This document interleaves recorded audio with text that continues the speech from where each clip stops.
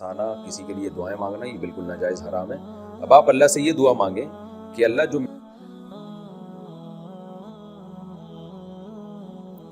داڑھی کو برا کہنا کیا کفر ہے؟ اگر داڑھی کے بارے میں کوئی شخص یوں کہے کہ اس سے انسان برا لگتا ہے، کیا وہ کافر ہو جاتا ہے؟ عبد الباسط کشمیر سے۔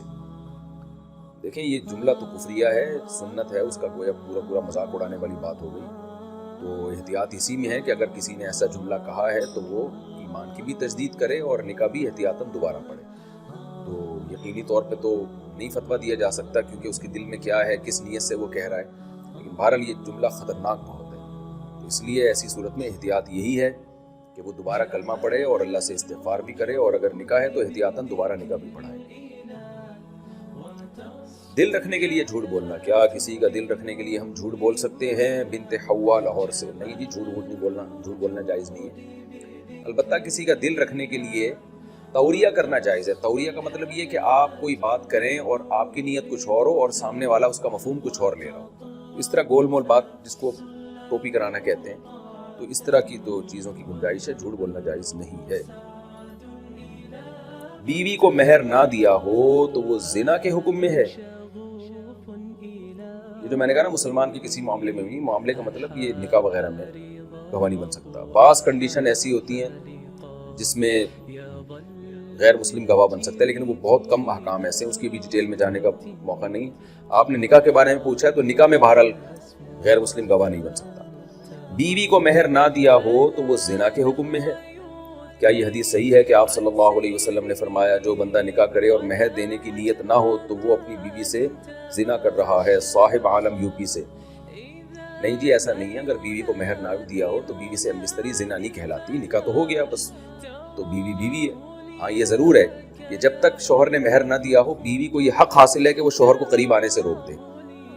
اس کا یہ رائٹ ہے کہ وہ کہے بھائی پورا مہر جب تک نہیں دیتے تو قریب پھٹکنے کی اجازت نہیں ہے آپ کو، لیکن عام طور پر ایسا ہوتا نہیں اور ہونا بھی نہیں چاہیے۔ میاں بیوی کا رشتہ ان بیسس پہ نہیں ہوتا، وہ تو محبت کی بیس پر، اعتماد کی بیس پر ہوتا ہے۔ قانون بہرحال یہی ہے کہ عورت شوہر کو اپنے پاس آنے سے روک سکتی ہے، لیکن اخلاقیات کا تقاضا یہ ہے کہ اچھا والا میاں ہے، نہیں ہے پیسے تو بعد میں دے دے گا۔ تحفظ کے لیے بھی بعض لوگ نکاح مہر رکھواتے ہیں، تو جائز ہے وہ عورت، یعنی کوئی گناہ اس میں، وہی زنا بنا کی بات نہیں ہے اس میں۔ بغیر داڑھی کے پڑھی گئی نمازوں کا حکم، کیا داڑھی کٹا کر پڑھی گئی نماز کو داڑھی رکھ کر لوٹانا واجب ہے؟ شعیب صاحب انڈیا سے۔ شعیب صاحب کوئی ہلکا ہاتھ رکھو یار، لوگوں سے قضائے عمری نہیں پڑھی جا رہی اور پھر آپ ان سے بغیر داڑھی کے جو نمازیں پڑھی ہیں وہ ساری پڑھوا رہے ہیں، تو کچھ تو اللہ کا خوف کریں۔ شعیب بھائی کیا ہو گیا آپ کو؟ ایسا نہیں ہے بس دو بغیر داڑھی کے پڑھ لی، اب داڑھی رکھ لی ہے تو بس توبہ استغفار کریں، اور وہ نمازیں لوٹانے کی ضرورت نہیں ہے۔ یہ بڑی بات ہے کہ داڑھی کاٹنے سے توبہ کر لی۔ دل کو مضبوط کیسے کریں؟ میرا دل بہت کمزور ہے، میں بھیڑ یا مجمع میں جاتا ہوں تو میرا دل گھبرانے لگتا ہے اور دل کپ کپانے لگتا ہے، اس کی مضبوطی کے لیے کوئی طریقہ بتا دیجئے۔ سمیر صاحب انڈیا سے۔ دونوں طریقے ہیں، دو طریقے آپ استعمال کریں۔ ایک تو کوئی حکیم یا ڈاکٹر کو بتائیں، وہ آپ کو میڈیسن دے گا، خمیرہ مراویر کر کے کچھ ایسا ہمدرد کی ایک دوا آتی ہے دل کی مضبوطی کے لیے، تو خمیرہ مراویر یا کچھ اس طرح کر کے نام ہے، مجھے پورا نام یاد نہیں ہے، اس طرح کے حکیم لوگ دیتے ہیں دوائیں جس سے دل مضبوط ہو جاتا ہے، یا ڈاکٹر سے رابطہ کریں۔ دوسرا کام آپ نے یہ کرنا ہے کہ جس کام سے ڈر لگ رہا ہے وہ کام کریں۔ آپ مجمع میں جانے سے ڈر لگ رہا ہے، جائیں مجمع میں ایسی کی تیسی، تو اپنا کانفیڈنس خود پیدا کرنا پڑے گا آپ کو۔ تو رات میں قبرستان جا کے بیٹھ جایا کریں، اس طرح کی کوئی کام کریں، لیکن اتنا کریں اتنا افورڈ کر سکتے ہیں، ایسا نہ ہو کہ قبرستان جا کے بیٹھے اور مر گئے وہاں پہ خوف سے۔ تو جب انسان ایسے بہادری والے کام کرتا ہے تو آہستہ آہستہ اس کا دل مضبوط ہو جاتا ہے، اور بہت زیادہ مضبوط کرنا چاہتے ہیں تو دوسری شادی کر لیں، یا تو بالکل ہی مر جائیں گے یا بہت مضبوط ہو جائیں گے۔ جادو سے حفاظت کے لیے معوذتین پڑھنا، اگر کسی پر جادو ہو تو اس سے بچنے کے لیے سورہ فلق، سورہ ناس اور سورہ اخلاص پڑھنی چاہیے۔ کیا ناپاکی کی حالت میں بھی یہ پڑھ سکتے ہیں؟ جی یہ دعائیں پڑھنی چاہیے جادو سے حفاظت کے لیے یا جادو کے علاج کے لیے، اور رات کو پڑھ کے دم کرنا چاہیے۔ ایسے پڑھنی چاہیے حدیث میں جیسے آتا ہے کہ آپ نے قل یا ایھا الکافرون، قل اللہ، سورہ فلق، سورہ ناس، چاروں قل پڑھ لیے یا تینوں بھی پڑھ لیے قل اللہ سے لے کے، اور وہ پڑھ کے اپنے ہاتھوں پہ آپ نے پھونک ماری اور جہاں تک ہاتھ آسانی سے چلے جائیں پورے جسم پہ پھیر لیا، 3 دفعہ یہ عمل کرنا چاہیے۔ تو یہ حدیث سے ثابت ہے اور اس کی بڑی فضیلت ہے۔ قرآن کی آیتیں نازل ہی، صورتیں نازل ہی جادو کی حفاظت کے لیے ہوئی ہیں، یعنی خاص طور پہ سورہ فلق اور سورہ ناس. اور یہ ناپاکی کی حالت میں بھی پڑھی جا سکتی ہیں بشرطے کہ قرآن کی تلاوت کی نیت نہ کریں آپ. اس میں رقیہ یعنی دم کی نیت سے پڑھیں تو پھر ناپاکی کی حالت میں بھی پڑھی جا سکتی ہیں. بسم اللہ کے بغیر پڑھا جائے ان کو اور دم کی نیت سے پڑھا جائے. عدت کے دوران کن عورتوں کا سامنے آنا منع ہے؟ عدت کرنے والی عورت کے سامنے کن کن عورتوں کا آنا منع ہے؟ محمد ہارون انڈیا سے. عورتوں کا آنا منع تھوڑی ہے، مردوں کا آنا منع ہے. عورت تو عورت کے سامنے آ سکتی ہے. دیکھیں عدت میں 3 پابندیاں لازم ہوتی ہیں عورت پر. نمبر 1، گھر کی 4 دیواری سے باہر نہ نکلے. نمبر 2، کسی بھی قسم کا زیب و زینت استعمال نہ کرے. نمبر 3، غیر محرم مردوں سے پردہ کرے. یہ 3 پابندیاں عدت کے دوران عورت پر لازم. ہاں عورتیں سامنے آ سکتی ہیں، کوئی حرج نہیں ہے اس میں، یعنی اس کے گھر آ سکتی ہیں، وہ نہ جائے کہیں. میں بیوی کو نہیں رکھنا چاہتا، کیا ان الفاظ سے طلاق ہو جائے گی؟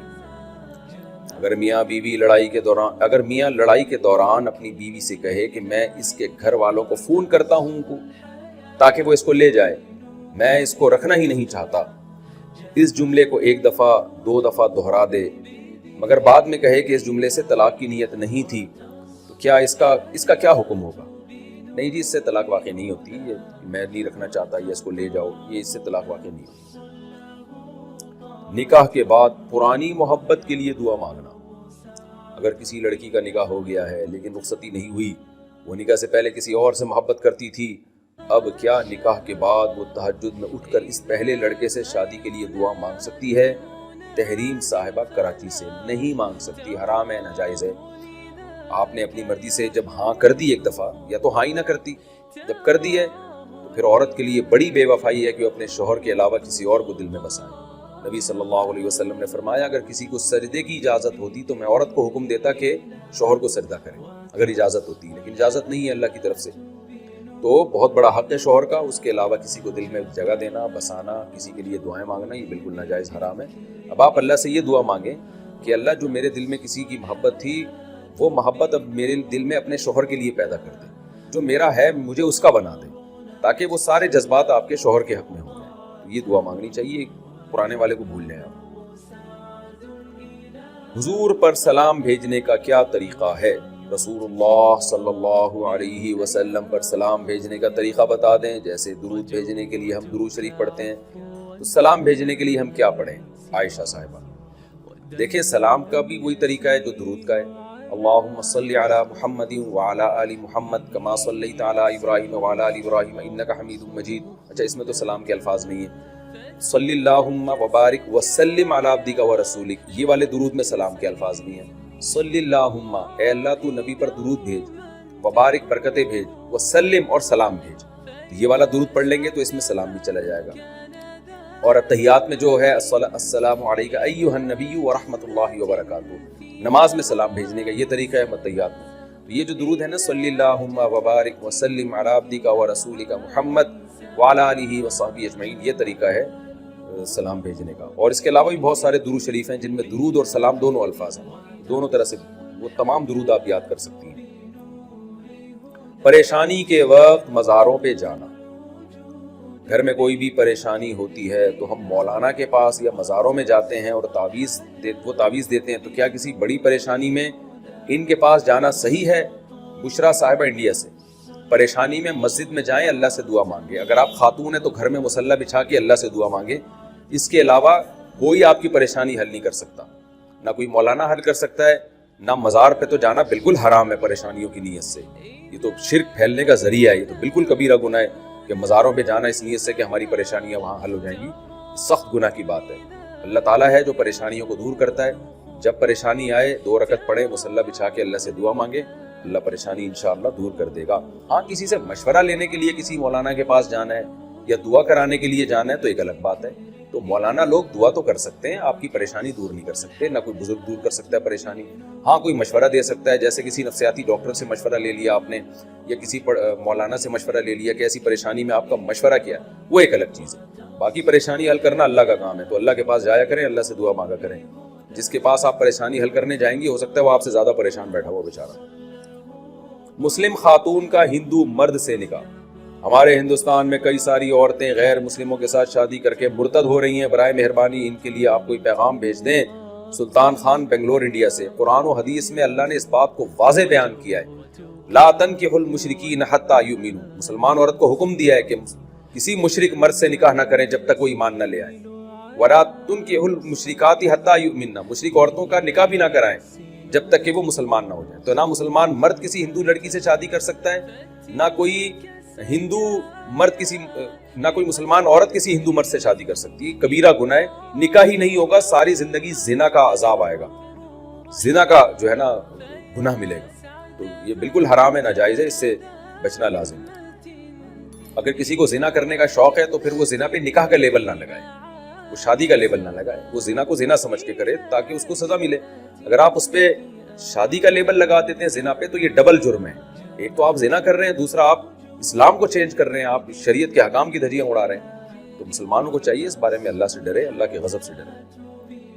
باقی یہ کہ آخرت میں اللہ انتقام لینے والا ہے، آپ زبردستی نہیں کر سکتے کسی پہ، آپ سمجھا سکتے ہیں، خاص طور پہ کسی غیر مسلم ریاست میں۔